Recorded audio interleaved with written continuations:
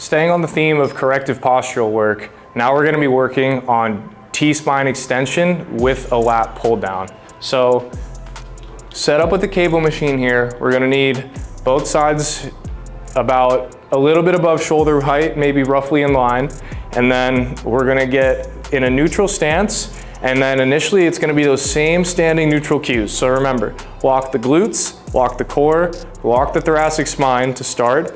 And then we'll start actually by doing the opposite of getting into a little bit of spinal flexion and rounding here. And then what we're gonna do is pull ourselves down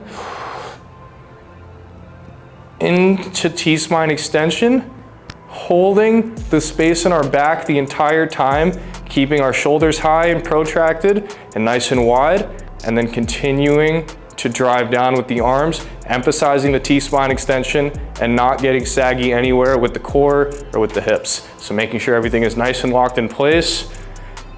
We can come back in to flexion and then pull ourselves up into extension.